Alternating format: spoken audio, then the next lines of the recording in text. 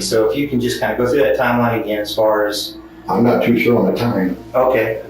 but anyway, she texted me that morning, and I didn't text her back. I called her, and she wanted to know if I would come and get her because some girl was supposed to pick her up, and she ran out of gas. Illene Gowan was 16 years old. On February 13, 2023, she was last seen on a security camera walking off an apartment building with a briefcase in her hand. That was the last time anyone would see her alive. Earlier that day, Illene has finished her shift at Sugar's Diner, where she worked for many years. She texted her daughter saying she was going to pick up some things from her friend Mike's house. She had just moved in with Mike a week before after breaking up with her boyfriend Sam Bremer. Illene told her daughter that a co-worker from the diner was going to drive her to Mike's place. But something strange happened. No co-worker ever showed up. Instead, her ex-boyfriend Sam came to pick her up. Illene left with Sam and hours passed, but she never came back to the diner. The diner's owner, Megan, started getting worried. Megan sent her several messages asking where she was. Finally, Megan got one message back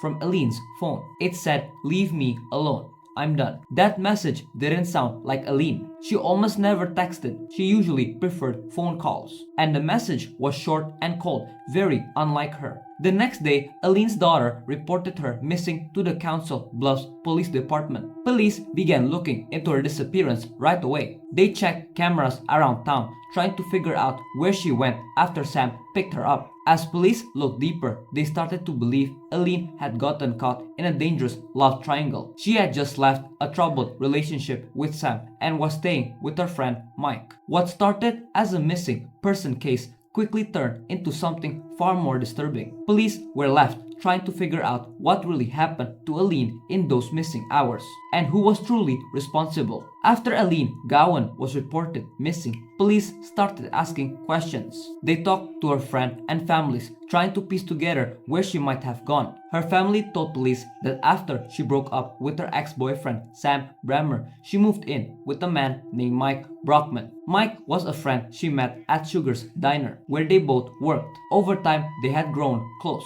But there was something troubling. Illeen's family might believe that Mike might have hurt her the night before she disappeared. Now, with both men, Sam and Mike, having close ties to Illene, police had to look into them both. They brought each of them in for questioning, trying to figure out the truth. Mike explained how he knew Illene. So basically, as you know, I talked to you on Monday. Or Wednesday, I guess, was the first day I talked to you. I had received information from some of the family that you and Eileen were possibly in a relationship, or kind of sort of. She may have lived with you for a few days or a week or so. But if you could just kind of go before Monday, just kind of tell us how you guys know each other, how she ended up out there at your place, that kind of thing, and then we'll kind of move from there. She was a waitress at Sugar's, and I knew her from in there, and I talked to her before and stuff like that. Mm-hmm. And then she told me, I don't know, it was like on a Tuesday or Wednesday night, that she got kicked out and she needed a place to stay. She asked if she could stay at his place for a few days. Mike said yes. So he would stay at my place for a couple of days. I think it was Friday. She called me and she said, I won't be coming back.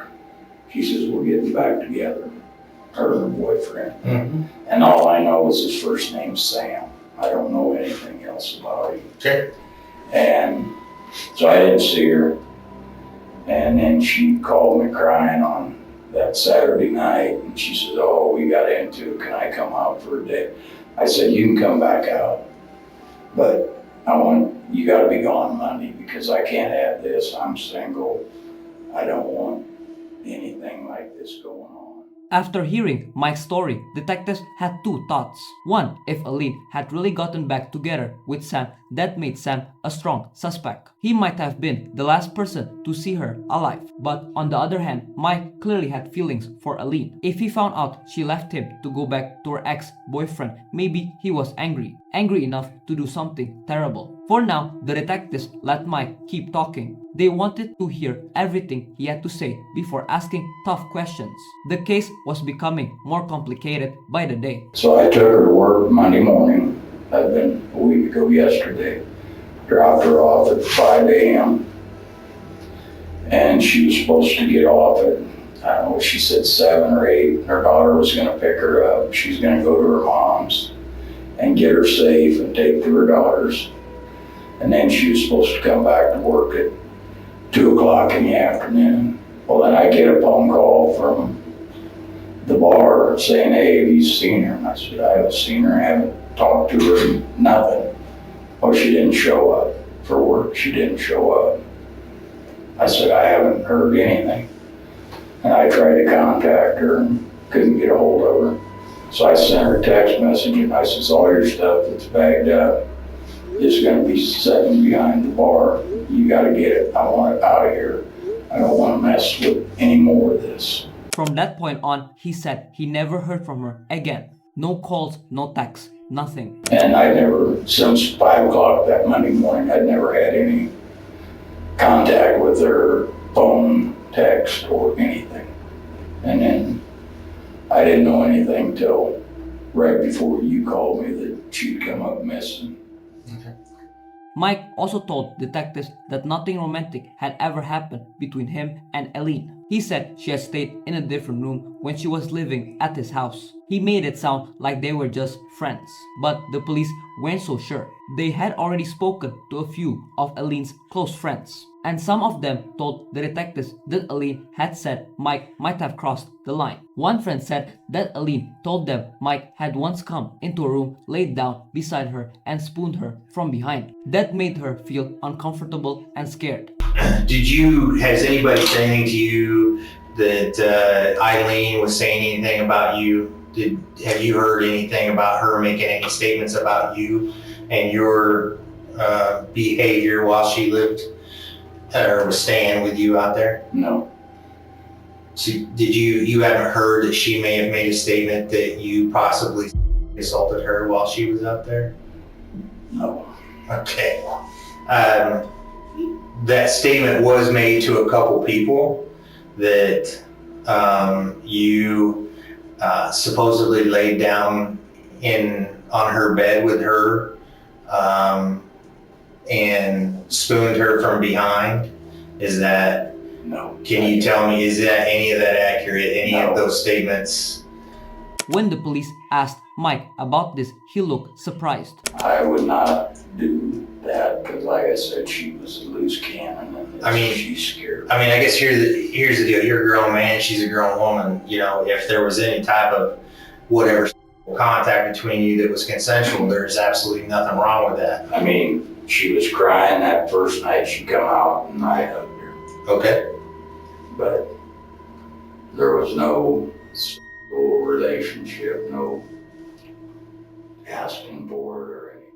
Still, detectives found this new information troubling. It didn't match what Illeen's friend had said. Police were still looking into Illeen's disappearance when they decided to question someone else. Her ex-boyfriend, Sam Bremer. Right away, something strange happened. During the interview, Sam said something that made the detectives pause. We've already met Detective Dyer. Yeah, we didn't get first names, but Yeah, this is Detective Dyer.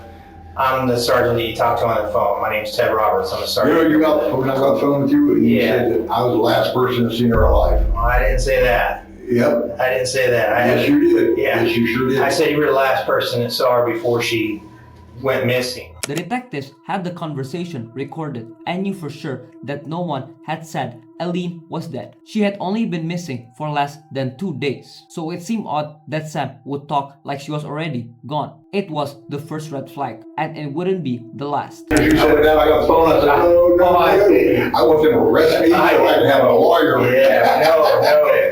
No. Yeah, I think you misheard me there. I got it recorded. I'll have to go back and listen to it. But yeah, I'm pretty sure that's not what I said. But I mean, basically, we got a crazy deal here where, Illene is evidently, her family and everything else, she's never done this kind of thing before. She's never just, took off and gone.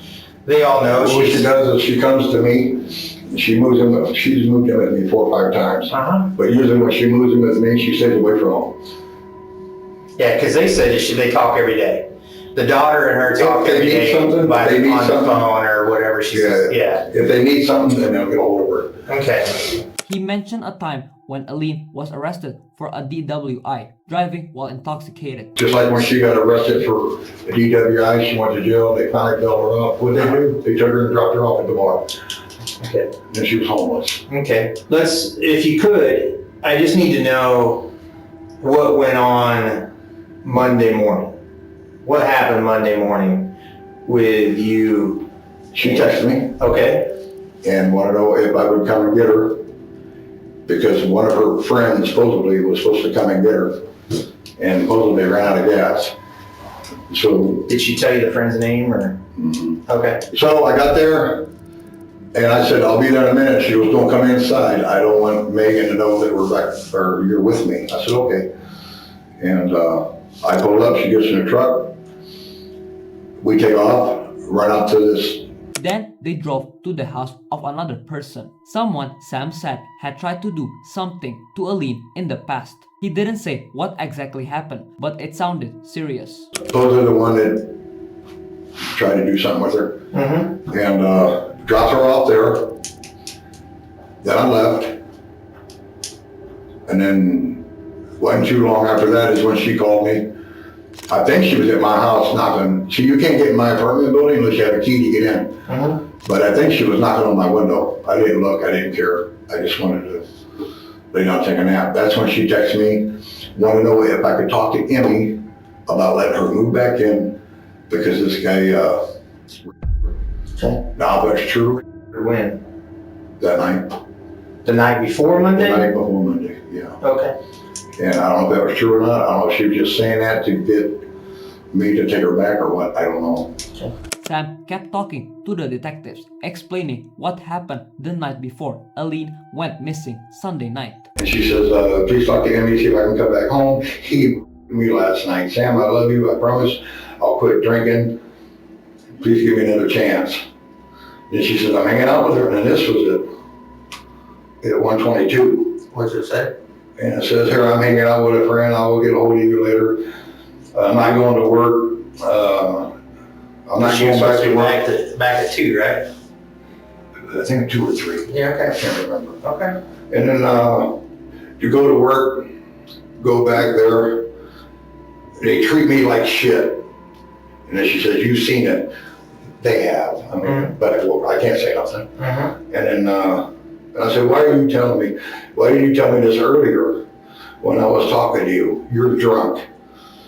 You're drunk, ain't you? Be honest. That's why I can't do this no more. Please, do not call me no more, text me no more.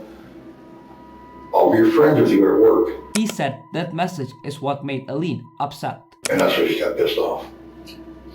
Said, you. Up to this point, Sam's story sounded believable. But then, something he said didn't sit right with one of the detectives. But you said you dropped her off in front of Mike's house Yeah. and you watched her walk into the... All she did was she got out and then she walked in front of the truck, and she walked in front of the truck. I went up, turned around, and that's when I left. Okay, so you didn't see her get into the house, anything like that? So if she had walked away from there, I mean, that's quite a ways away from your apartment complex. I wonder how she would have gotten to you. I told you some friend was supposed to come and pick her up. After hearing Sam's side of the story, the detectives started to feel something wasn't right. Sam had said that after dropping Illene off at Mike's house to pick up her things, he drove off, thinking she would be picked up by one of her friends. But that didn't add up. Detectives needed to check if Sam's story was true, so they started looking at the CCTV footage from around town. They had already gathered a lot of surveillance footage from the day Illene disappeared, so now it was time to piece together what had really happened. The footage showed the timeline clearly. At 8:30 a.m. on February 13, Illene was seen waiting at her workplace, Sugar's Diner, for Sam to pick her up. She needed a ride to go find a new apartment because Mike had kicked her out. Illene told her boss that a friend was picking her up, not mentioning that she and Sam might be getting back together. Illene and Sam first drove to her mother's apartment, Dudley Court. In the footage, Illene was seen carrying a suitcase-like object when she left her mother's place. That suitcase contained $11,200, money Illene had saved for a down payment on a new apartment. At 9:30 a.m., they drove to the Sherwood apartment complex, where Illene hoped to buy an apartment. But when they arrived, the complex was closed, so they couldn't do anything there. This is where things started to go off track. Sam had said in his interview that he dropped Illene off at Mike's house after they went to the apartment complex. But the footage didn't match his story at all. From 9:45 a.m. to 10:30 a.m., Sam's car was seen driving all around town. He went in circles and even stopped at Burger King around 10:30 a.m. But there was no footage showing him dropping Illene off at Mike's house. In fact, the camera showed Sam's car driving in the opposite direction from Mike's house. For the next 2 hours, Sam's car disappeared from the cameras completely. No one knew where he went, and there was no footage to show where his whereabouts. But at 1 p.m., his truck showed up again, back on the same street he had been circling before. Finally, he made his way back to his own apartment complex, the Cottonwood Apartments. By this point, something had changed. The footage showed that Illene was no longer with Sam. She had disappeared from the cameras after 1 p.m. and Sam never went to Mike's house. So why did Sam lie about where he dropped her off? The footage made Sam look very suspicious. Both Sam and Mike had things in their past that could make them look guilty, but Sam's lies made him the main focus of the investigation. The next day, the detectives decided to bring Sam back to the station for more questioning. They needed to confront him with the truth. The detectives brought Sam back into the interrogation room, hoping he would explain the strange things that didn't add up in his story. Sam had already told them he had picked up Illene, but his alibi seemed off.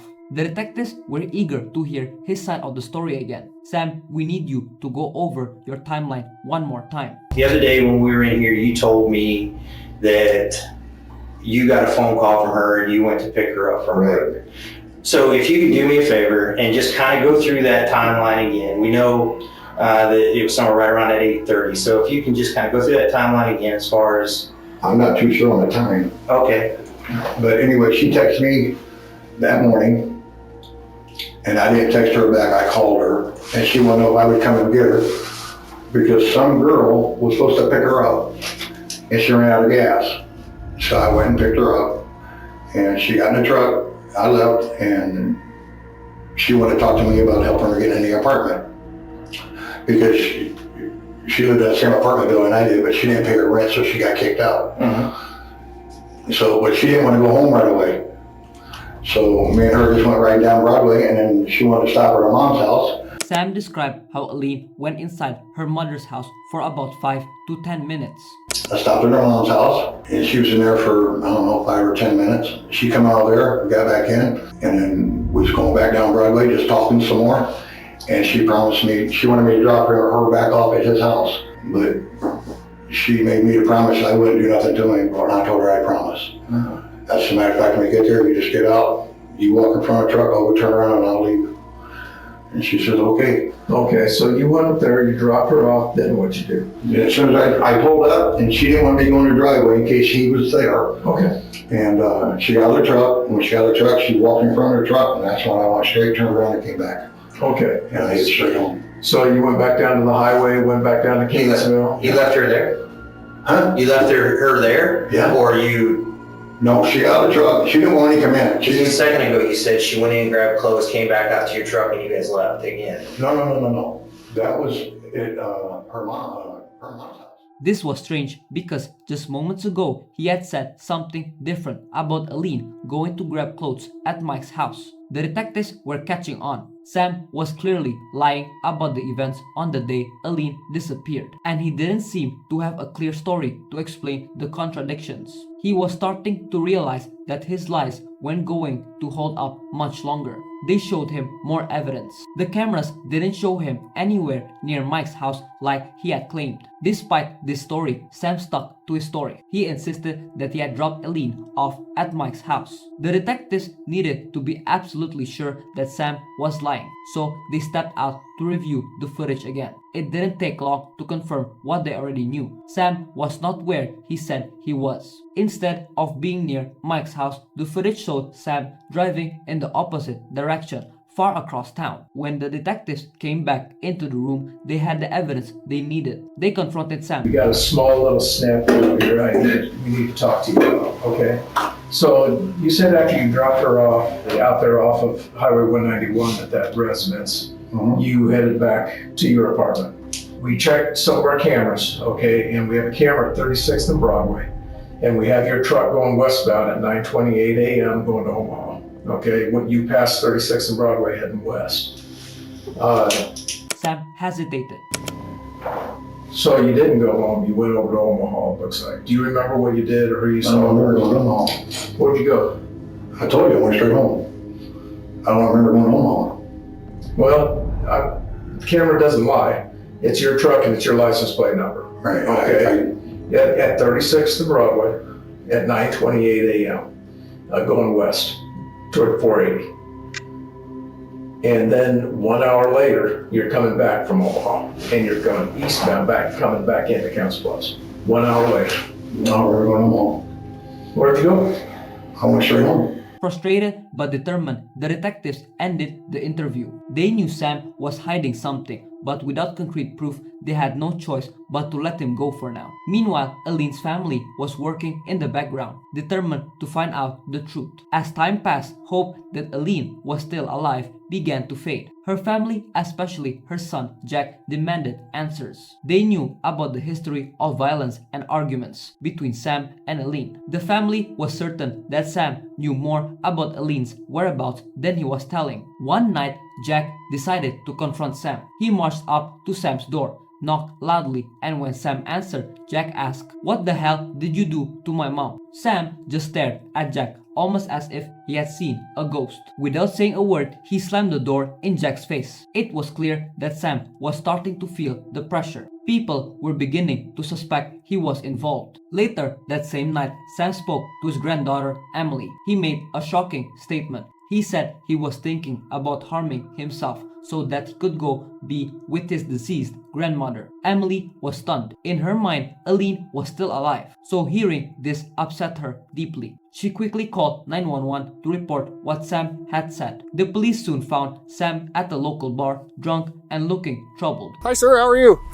Good. Is this your vehicle? Yes. Hey, can I talk to you real quick? Yeah.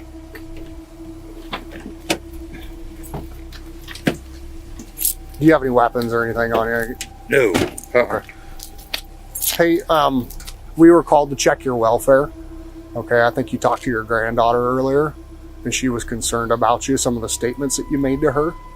I'm here for you, man. Tell me what's going on. Why are you feeling the way you're feeling? My girlfriend, it was like a week ago. Sam seemed confused, but then started talking. Me and her broke up. She moved in with a guy, and apparently he raped her. What's his name? The only thing I know, he goes by Mike. Me and her broke up. She didn't have a place to go. She moved in with him. She told me Friday he tried to mess with her. So I called my son and see if he can move back in because he kicked us out. So I called my son and see if he can move back in with her. And then I went to his house, got her stuff, took her to my son's. And then the next morning we went to work and then she went right back to him. So I don't know. So what comments did you make to your granddaughter that would be concerning this evening? I just told her I'm gonna go out and have a couple of drinks and I love her. That's it. Okay, did you mention something about seeing grandma tonight? What's that? Did you mention something about seeing grandma tonight? Sam hesitated but denied it. No. I would like for you to talk to somebody tonight. I would like for you to talk to a medical professional. Okay, I don't want to have to drag you up to the hospital, but I most certainly will. I think based off of what the granddaughter has told us tonight and kind of the... Oh, she call you?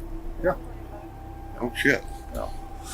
Yeah, so... She was crying when we went and talked to her. I mean, she's Oh, extremely- really? Yes, she was very emotional. Her best friend and aunt are currently at the apartment because of what you said. Wow. based off of what they have told me tonight, I'm going to give you one of two options. You can go up willingly and talk to a medical professional tonight, Okay. or I can take you up there and you'll stay there for 72 hours. Okay? I can't have my granddaughter come No. get me? No. Based off of what you've told us and what's going on in your life right now, Yeah. you need to talk to somebody. the officer noticed that Sam's mental state was clearly getting worse. I don't think that we would be doing our due diligence to do our job to make sure that you're not going to hurt yourself based off of what's going on with you and your girlfriend. Right. Okay, you need to talk to somebody tonight. Okay, and so the best course of action is to go up to the hospital, your choice, to go to talk to somebody about it tonight.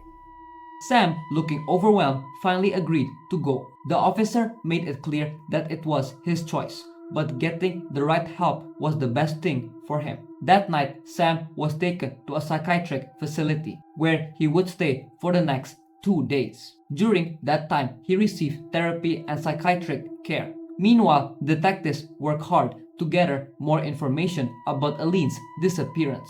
They decided to interview both Sam's and Illene's family members to learn more about the relationship between the two. Detective Zach spoke to Sam's son, Justin Bremer, and Illene's daughter, Nicole Schipper, hoping they could offer valuable insight.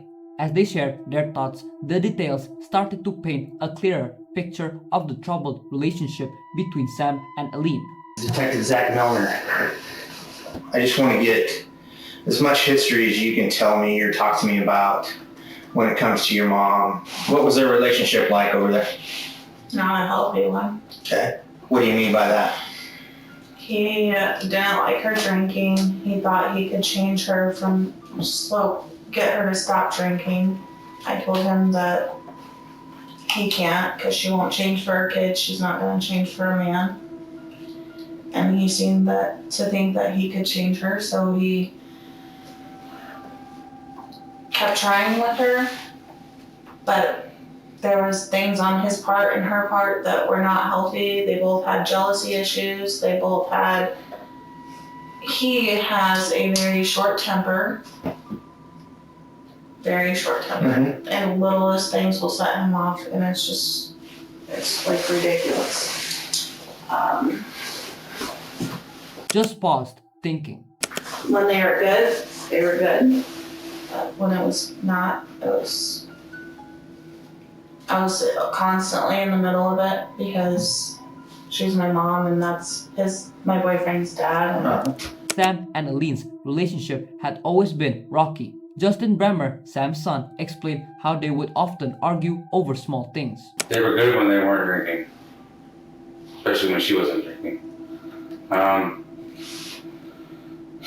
She'd bicker, she'd argue, they start arguing, it just escalate. Next day they were fine. They go to bed angry. Mm-hmm. Did you ever see it get physical? No, never seen it physical. He told me she grabbed him by her neck a couple times, but that was about it.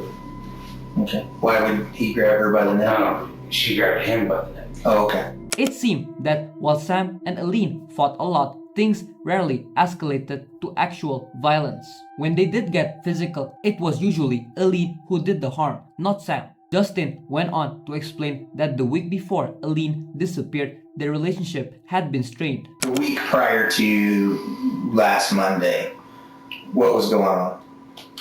They were separated. She called me before she went missing, telling me how she don't want to get back with him because she's tired of him throwing her out for little reasons, and she's sick of not being able to have a stable home because he just gets so mad at the smallest things and just kicks her out. Did Emily want her to go, or was it your dad that wanted him to go? Was it Sam? My dad. Okay. He'd take her back, he'd kick her back out, he'd bring her back, kick her back out. Told me to stop. I mean, you guys need to just separate. Go separate ways. It seemed that Sam's family believed Ilene was the one causing most of the trouble in their relationship. They said Sam tried again and again to cut her out of his life, but this only made the detectives more confused. 2 days later, Sam was released from the psychiatric facility, but there were still no new leads on Ilene's whereabouts. It seemed like things might finally calm down for Sam, but that wasn't the case. On February 21st, the same day Sam was released, he went to Walmart to buy more alcohol. As he was about to leave, an off-duty officer spotted him and decided to ask some more questions about Illene. Sam seemed hesitant and asked to move his truck before talking to the officer. But when he got in his truck, everything changed. Without warning, Sam slammed his foot on the gas pedal, speeding off and nearly hitting the officer. Sam wasn't slowing down. In fact, he was speeding up, pushing his truck to more than 100 miles per hour on the quiet roads of Rexburg. The officer had no choice but to follow, but Sam was determined to escape. The chase continued for several minutes, but it quickly became clear that Sam had no intention of slowing down. The chief officer realized this and radioed in to call off the pursuit. Shut it down. Shut it down.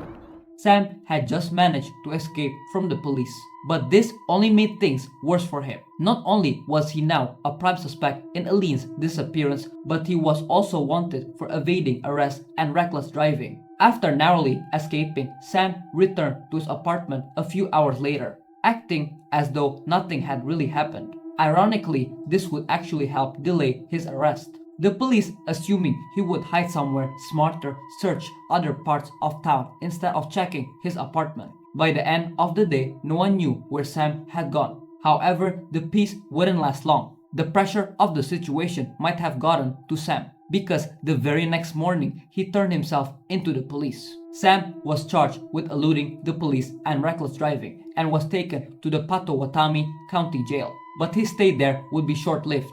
Just one night later, Emily posted his bail, and Sam was free again. Once out, Sam went to the bank and deposited a large sum of cash, about $1,200, into his account. This was the exact amount that had been in Illene's safe on the day she disappeared. Then, as if that wasn't enough to raise suspicion, Sam drove his truck to the scrapyard.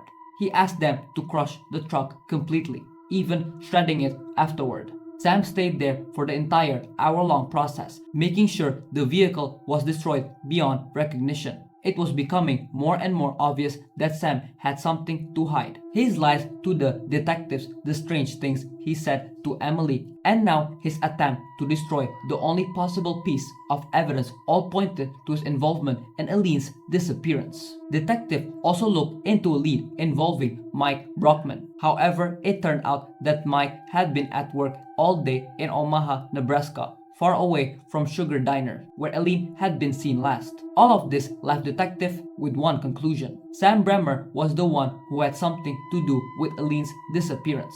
On February 26, a 911 call came in from a person driving near a public shooting area.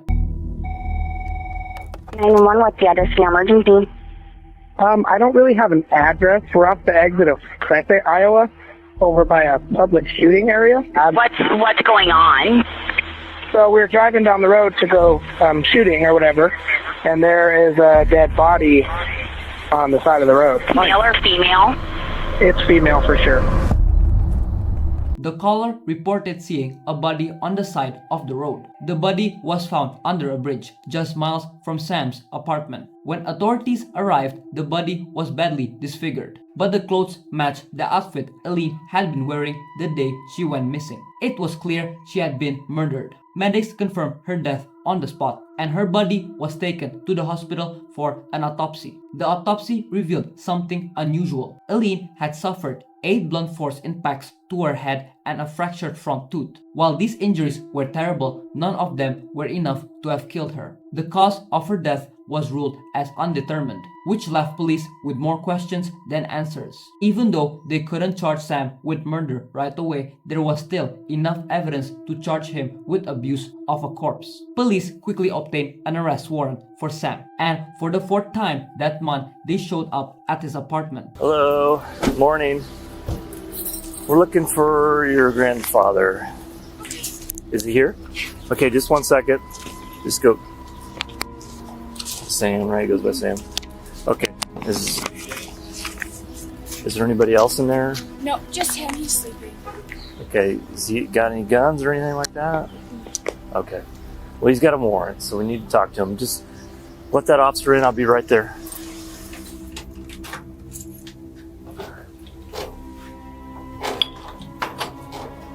Ivan!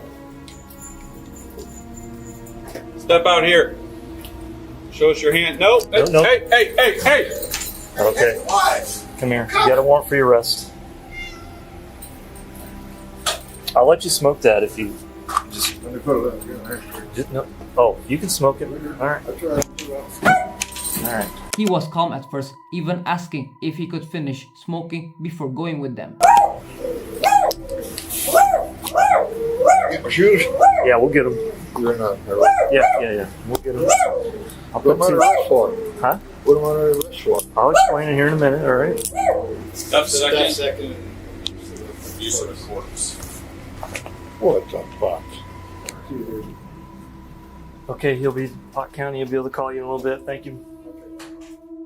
In the weeks that followed, forensic pathologists carefully examined Illene's body. They found zipper marks on her neck, which strongly suggested that she had been strangled. This new piece of evidence pointed directly to Sam. Though there was no clear confession, the pile of circumstantial evidence against Sam seemed enough for the jury. The case went to trial, and on November 17, 2023, Sam was convicted. He was charged with second-degree murder, abuse of a corpse, and theft. He was sentenced to 65 years in prison, finally paying the price for Illene's tragic death. If you want to see more videos like this, please subscribe for more. I'll see you in the next one. Peace.